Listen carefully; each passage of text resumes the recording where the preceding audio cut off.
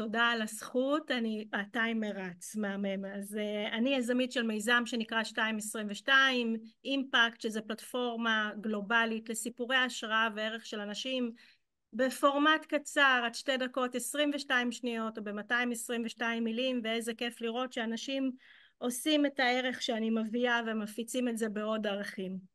אז אני רוצה לדבר איתכם על סטטיסטיקות. יש לנו 1,440 רגעים ביום ו-518,000 רגעים בשנה. רובנו האנשים, רוב האנשים, הם חיים לצד החיים. הם מפחדים לחיות. אם ניקח סקר שעשו אנשים, סטטיסטיקות, רוב האנשים לפני המוות, הם אומרים שמצטערים שהם מתו, כי הם פחדו לחיות את צו הלב שלהם. אפרופו הדס דיברה על הלב, אז אנחנו נדבר עכשיו הרבה על הלב. פחדו להגשים את עצמם, הם ריצו את העולם, את האנשים האחרים ולא את עצמם, וזה אחד הצערים הכי גדולים של האנשים. אז לפני 19 שנים, באמצע קריירה מצליחה, עברתי 3 תאונות דרכים בשנה וחצי, והייתי בגיל 30, ושהלכתי לרופא, יצאתי נכה ב-60%, ושהלכתי לרופא, הוא אמר לי, הילה, החיים שלך יישארו ככה. והיה לי ברור, שמתי לי הבטחה בלב אפרופו, ואמרתי ככה אני לא נשארת, אבל יצאתי למחקר.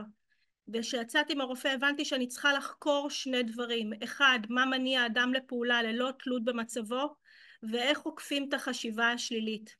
ישבתי והתחלתי ללמוד פסיכולוגיה טרנספורמלית וכל תורת הגלגולים ויהדות וקבלה, מכיוון שהגעתי מעולם של מכירות ושיווק, אז הפעם היעדים היה להרים אצבע, יד, להניח ראש על כרית, לאכול אוכל קשה. והדבר הנוסף היה, טיפלתי באנשים, וזה לא משנה מה היה הבעיה. הנושא המשותף של כולם, שזיהיתי למעלה מאלפי אנשים, כי אני מדברת כבר על 20 שנה של מחקר של אנשים, אז הרגע ששינה לאנשים איך לעקוף את החשיבה השלילית, ובעיקר מה מניע אדם לפעולה ללא תלות במצבו, וזה לא משנה מאיזה מצב אתה נמצא, זה רגע של אלייטמנט.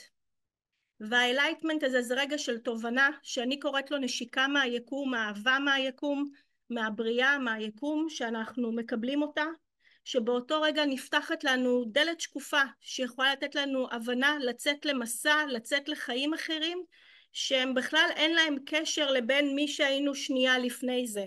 זה הדרך לייצר לנו משמעות ולגרום לאנשים עם הלם קרב, עם כל הדברים שהם עוברים, במקום להתאבד, לבחור בחיים ולצאת למסע אחר, או למצוא את אהבת חיינו, או להמציא קריירה שנייה, או כל דבר אחר שאנחנו רוצים, רק עם רגע האלייטמנט הזה.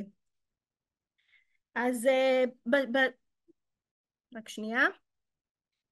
אני יכולה להגיד שעשינו קפיצה מטאורית מבחינה טכנולוגית, מדעית, כלכלית, אבל לא עשינו בחינה מטאורית, קפיצה שלנו, בני האדם, מבחינת הרגש. אנחנו משחזרים בלופ כבר עוד הפעם ועוד הפעם את אותו סיפור בין דורי שאנחנו חווים אותו, וגם עכשיו אנחנו נמצאים באותו לופ בדיוק כמו לפני 80 שנה. גם פרופסור דוד פסיק שמדבר, חוקר את חקר העתיד, מדבר על זה שכל 80 שנה ההיסטוריה חוזרת על עצמה.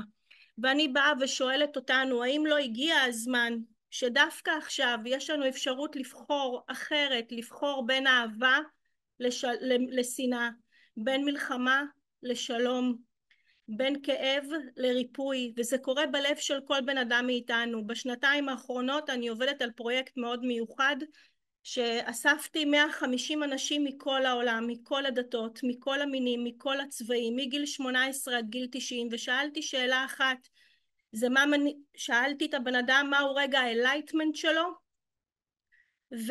ושקשור לשאלה לאן האנושיות הולכת. המחנה המשותף של כולם היה דבר אחד, כולנו ילדי אברהם, כולם בחרו בשלום. השלום מתחיל בלב שלנו, כי עם צדק, לא משנה עד כמה אנחנו נהיה צודקים, לשני הצדדים תמיד יצדקו ותמיד יבואו לצד הזה או אחר. הדרך היחידה שלנו היא לעשות שלום, היא בלב שלנו, ללכת בדרך הישר של הלב, בדרך ישר. אל יגידו את זה, אני אגיד בדרך ישר של אהבה.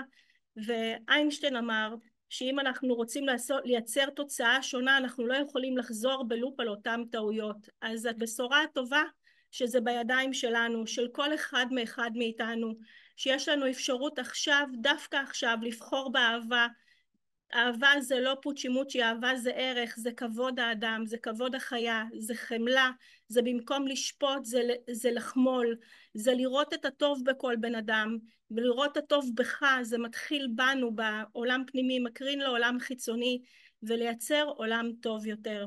אז זה מה שאני מאחלת לנו, והשאלה היחידה שלי, האם אתם מוכנים לקפוץ לרגע הזה?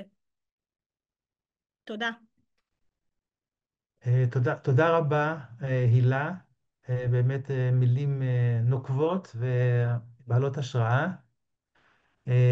אז אנחנו נחזור אלייך בשלב השאלות, ואנחנו עוברים עכשיו למרצה השלישית והאחרונה. דוקטור שלומית קניגסברג היא מדענית, מטפלת ומרצה בינלאומית, המחברת בין מדע, רפואה